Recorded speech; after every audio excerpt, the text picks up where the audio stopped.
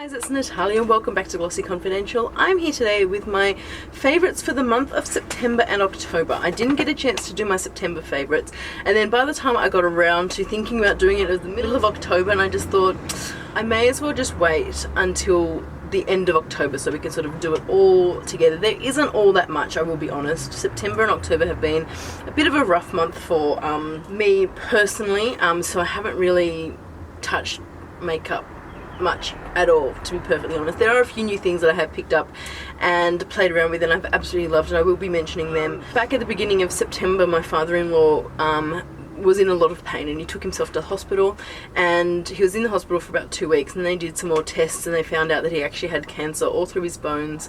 It had spread through his spine, his hips, down his legs, into his lungs and stuff like that. So he was there for 2 weeks just trying to get the pain under control, and then they found out this, and they said, pretty much said, they're going to do radiation, and obviously it's not treatable, and they can't tell him how long he will be around for, but at least they can get the pain under control.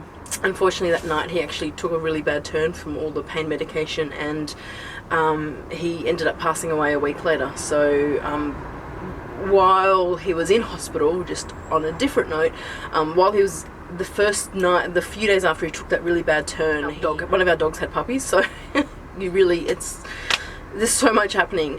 So one of our dogs had puppies, and then the night that he passed away, our other dog had puppies. So I'm then at home with 2 different litters of puppies while, you know, dealing emotionally with everything that was happening with my father-in-law, obviously there to support my husband, and my children were all really badly affected by it. So it's just one of those crazy, hectic months, and I'm actually really glad that October is over. And it's probably the first time I've actually felt up to coming in here and filming today. So I'm just going to ease into it with a favourites video, because they're easy, I don't really need to think too much about them, and they're my favourite products, and I really want to talk about things that I have been really loving. So to start off with, I'm going to be talking about the Makeup Forever HD Ultra. The Makeup Forever Ultra HD Foundation.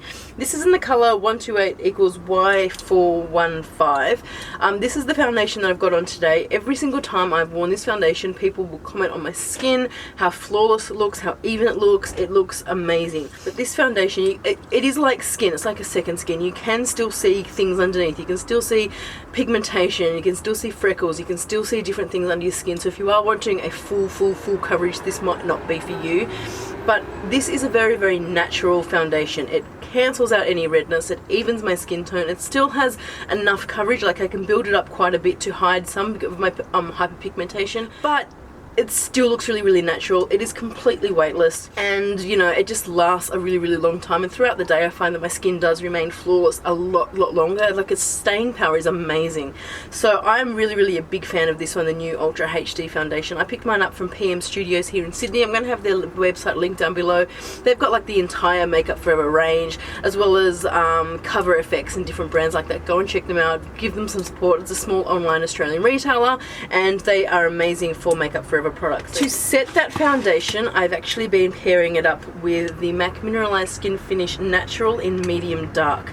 I have had this forever. Basically, all I do is get like a fluffy brush, dab it in there, and just sort of do a bit of a dust over and to set the foundation. I find with this sort of combination together, it just gives it really beautiful, flawless face. And if I feel like I've gone a bit too heavy on the powder, I just go spritz my face with Fix Plus, and that just molds everything in, and I really love that combination. If you want to see me do like an in-depth foundation routine, let me know. I'll certainly do that for you.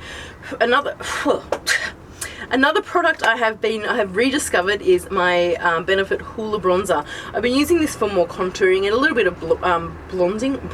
As you can see, this is a very loved product, and actually made me think I'm going to do a products I would repurchase, and this is certainly one of them. I love Hoola.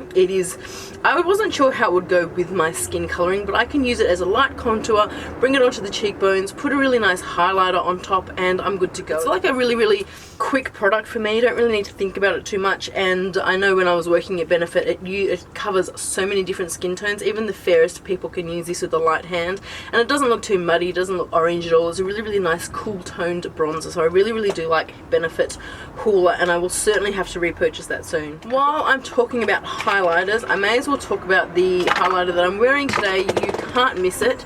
That is the Anastasia Beverly Hills highlighter in So Hollywood. This is like a really, really nice golden highlighter. Now, mine has cracked. I got these. I'm still not sure if I'm going to send it back or not. I probably missed my boat, really. But it is a little bit cracked down there. But this highlighter, at the beginning, that's what it looks like. It's really, really beautiful gold color. At the beginning, I wasn't sure if I was overly impressed with it. You know, I put it on. I'm like, yeah, it's just a highlighter. It doesn't really phase me. Put a light dusting on my cheekbones, and I'm like, yeah, it must have been the different lighter. I didn't have bright lights on me. And then I went outside and I caught my highlight in the light, and holy crap, is this highlighter. This highlighter is really, really lovely. It is the lovely gold runner. I've got all 4 of them. If you want me to do swatches and everything, I'll do a review kind of video if you're interested. But this gold one is amazing. It is what I've got on today. As you can see, it is quite prominent. You can really, really see it, so I'm really loving that. And when I have been using the Hoola as sort of like a bronzer blush, the color that I have gone on top of that has been this one from Becca, and this is the Shimmering Skin Perfector in Blushed Copper. Now this is the limited edition in the rose gold packaging, and that is what that one looks like. You can use this one as a blush, but as you can see, that is pigmented as all hell. You do not need much of this, but that color is absolutely gorgeous. Summer, I will wear the crap out of that in summer. Like, it is absolutely beautiful. The packaging is so amazing as well. I think it is still available at Lipstick Republic. I don't know if it is. I will link it down below. Otherwise, if you can still get your hands on it, do, because it is such a beautiful, beautiful color. Next, moving on to eyeshadows. One of my staple eyeshadow palettes at the moment is the Kat Von D Shade and Light eye palette. This is just beautiful. The only thing I don't like about this is how powdery these products are and how much you can actually get kickback from dipping your brush in. Might not be an issue for everybody, but for me, you got a black right next to a white. Hello, you put your brush into this black and there is so much black powder that comes off. I understand that they've got them into like quads of different cool tones, warm tones, neutral tones, which I really, really like, but they got too many light shades next to dark shades, and with how powdery and how, I won't say chalky, but how much powder gets kicked off of the eyeshadow, to me, that's sort of bordering on annoying me. The colour is amazing, the quality is fantastic, but just those things just really annoy me about the eyeshadows there. Okay, let's just talk about the lipstick I'm wearing now. Urban Decay Revolution matte lipsticks, black packaging. Hello, it is gorgeous. This is in the shade Matte Bittersweet. These aren't matte, like these aren't drying matte in any kind of way. They're not like a liquid lipstick. They feel more like a MAC amplified, like really, really highly pigmented, but it's just a matte finish, not a matte lipstick, if you know what I mean. So there's no sparkle, no shimmer, no shift to it, but it is, so it's a matte color, but the formulation isn't matte. Like, it's not drying like a Ruby Woo. Like, Ruby Woo dries the shit out of my lips. This I can wear perfectly all day and never feel dry in my lips at all. So I have been really enjoying them from Urban Decay, and I really do want to pick up the rest of them. I've got 4 of them recently, and I'll certainly be picking up some more of them. Moving on, the last couple of items I've got here for my eyes as well. First one here is the Mecca Forever Artist Intense 9 Artist Shadow Palette. This thing. I've got both of them. This one is the coloured one. This one is version 2. There is also a neutral palette that I've got, but I've just been wearing this because I've been sort of using this a lot. I've been wanting to use this just for a few pops of colour. This purple, the green, this purple, this gold here is absolutely gorgeous. It's like a goldy kind, really, really beautiful gold. Mix that with some purples and stuff, and it is so lovely. And it's got some really nice highlight shades there as well. I've really enjoyed these Makeup Forever Artist eyeshadows. I've mentioned before, I've got one of the most amazing eyeshadow quality in regards to formulation, pigmentation in the market. They are absolutely amazing, and you do get some really nice size shadows here. So you can get the full size ones, and I think I said they're 2.5 grams, and these shadows here are 1.8 grams. So these are still bigger than a MAC eyeshadow that you get in this palette.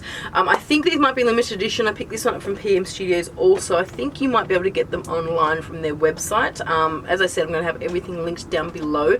And the last thing I do want to mention is the Makeup Geek Duochrome eyeshadows and the pigments. I have done a video swatching them and talking about them, and I'm going to have that video linked up here and also down in the description bar as well. This is what the pressed eyeshadows look like. They look a little bit meh in the pan, but it's not until you swatch them and you can actually see the true color shifts of them. Like, there's a purple, pink and a blue one there.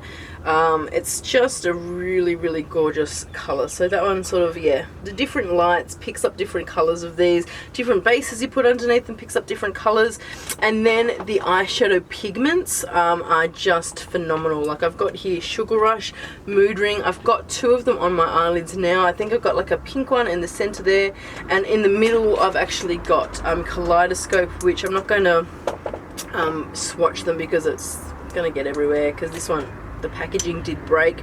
I am waiting for them to send me a new one. It looks like a hologram on your eyes, so that's sort of what I've got on today. I've also got a few of the Makeup Geek matte eyeshadows in the crease there. I've only just picked those the matte eyeshadows up recently. I'm going to, after this, film a matte eyeshadow swatch video, so I just haven't really put them to the test yet, but some of the colours there are really, really beautiful. If you are wanting to pick up some Duochrome eyeshadows and pigments, I will have the link to where you can get them from in the description box down below, so just go and click that and it'll take you to the page that you are looking for. So that wraps up my favourites for September and October. I hope you've enjoyed that. As I said, it's just been a crazy, hectic, emotional month for me, and I guess I just needed the time just to process everything. I'm going to be coming back to a 2-day-a-week schedule. I hope. I keep saying that and I can never stick to it just because life is so crazy with kids. If you guys had a fantastic month, I'd love to know what your favourite products are, so leave a comment in the comment bar down below. Let me know what makeup products that you have been really, really loving in the past month.